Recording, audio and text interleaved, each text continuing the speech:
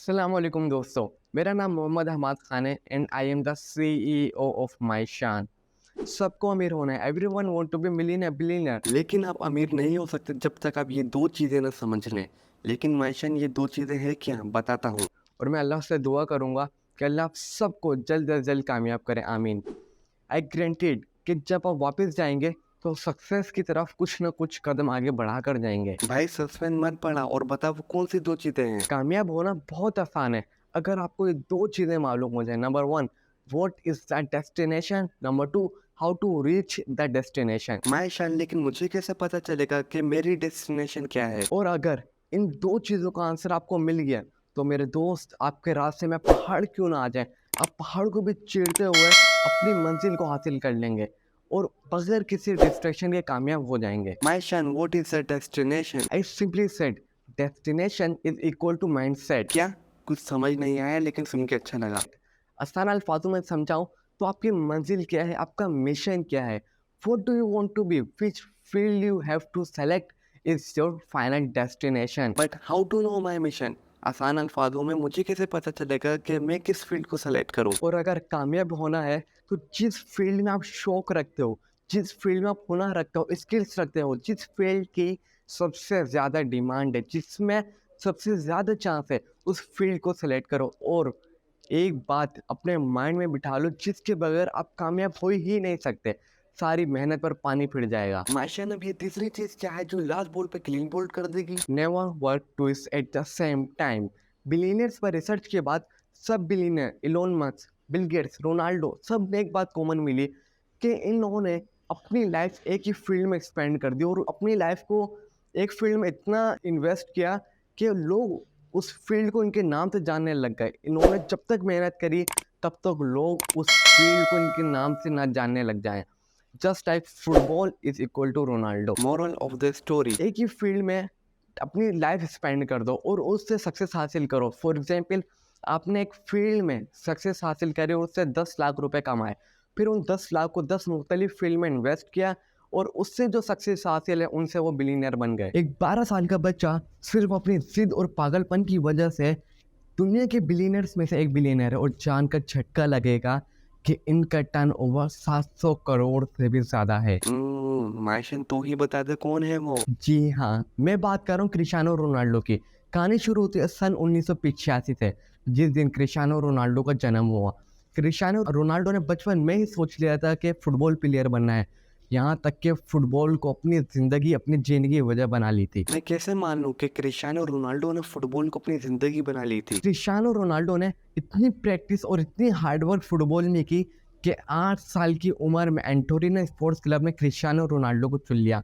और Cristiano Ronaldo ने अपने टैलेंट को इतना पॉलिश किया कि 12 साल की छोटी उम्र में पुर्तगाल के टॉप फुटबॉल क्लब ने क्रिस्टियानो रोनाल्डो को अपना मेंबर बना लिया। लेकिन सिर्फ 15 साल की उम्र में क्रिस्टियानो रोनाल्डो के लाइफ के सबसे मुश्किल तरीन डिसीजन सामने आए। क्या?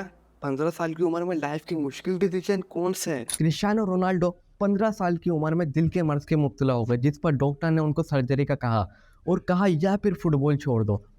सिर्फ फुटबॉल के लिए क्रिस्टियानो रोनाल्डो सर्जरी के लिए राजी हो गए और अल्हम्दुलिल्लाह सर्जरी सक्सेसफुल रही। इसी दौरान उनके वालिद की शराब की वजह से डेथ हो गई, लेकिन क्रिस्टियानो रोनाल्डो ने हार नहीं मानी और स्ट्रगल करते रहे एक ही चीज़ पे अपनी लाइफ स्पेंड कर दी।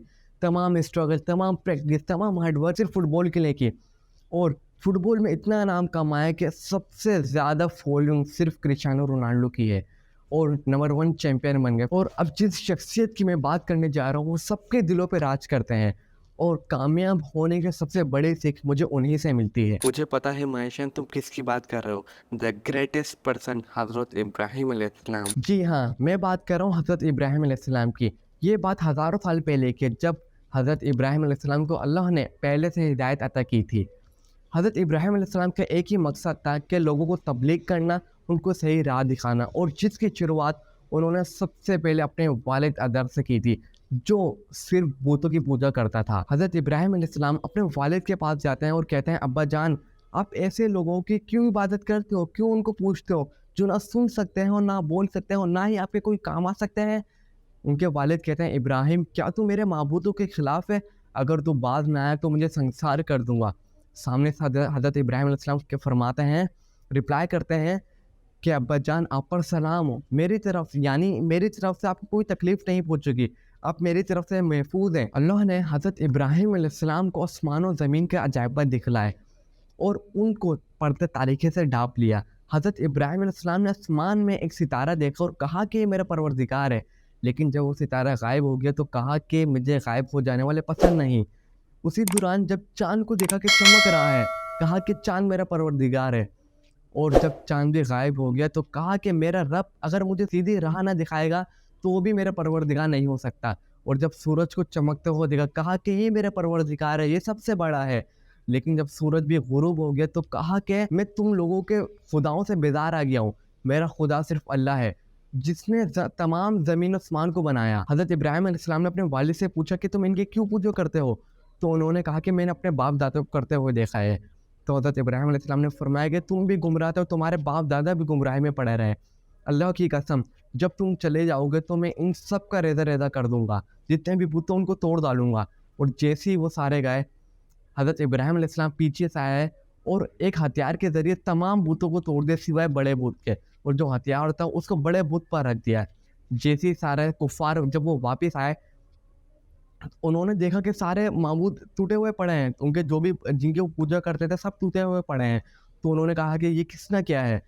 उनको पता चला कि एक लड़का हज़रत इब्राहिम अलैहिस्सलाम वो बुतों के ख़िलाफ़ है, तो उन्होंने कहा कि उसको बुला के लेकर आओ। जब हज़रत इब्राहिम अलैहिस्सलाम सामने आए तो उन्होंने पूछा कि क्या तुमने किया है? तो उन्होंने कहा कि अपने बड़े बुत से पूछ लो। उन्होंने अपनी आँखें शर्म से नीचे कर लीं।